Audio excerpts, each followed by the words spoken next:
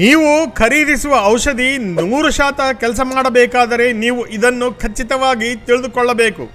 ನಾವು ದುಬಾರಿ ಔಷಧಗಳನ್ನು ಖರೀದಿಸಿ ಸಿಂಪಡಿಸುತ್ತೇವೆ, ಆದರೆ ಸರಿಯಾದ ಸಮಯದಲ್ಲಿ ತಿಳಿಯದಿದ್ದರೆ ಔಷಧ ವ್ಯರ್ಥವಾಗಬಹುದು.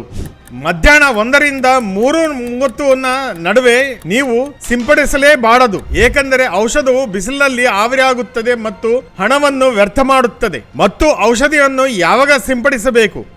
ನೀವು ಬೆಳಗ್ಗೆ ಅಥವಾ ಸಂಜೆ ಸಿಂಪಡಿಸಬೇಕು. ಆರ್ದ್ರತೆ ಕಡಿಮೆಯಾದ ನಂತರ ಮುಂಜಾನೆ ಸಿಂಪಡಿಸುವುದು ಉತ್ತಮ, ಏಕೆಂದರೆ ಬೆಳಗ್ಗೆ ಸಸ್ಯಗಳು ಸೂರ್ಯನ ಬೆಳಕಿನಿಂದ ತಮ್ಮ ಉಸಿರಾಟವನ್ನು ಪ್ರಾರಂಭಿಸುತ್ತವೆ. ಆದ್ದರಿಂದ ಸಸ್ಯಗಳು ನಾವು ಸಿಂಪಡಿಸಿದ ಔಷಧವನ್ನು ತ್ವರಿತವಾಗಿ ಹೀರಿಕೊಳ್ಳಬಹುದು.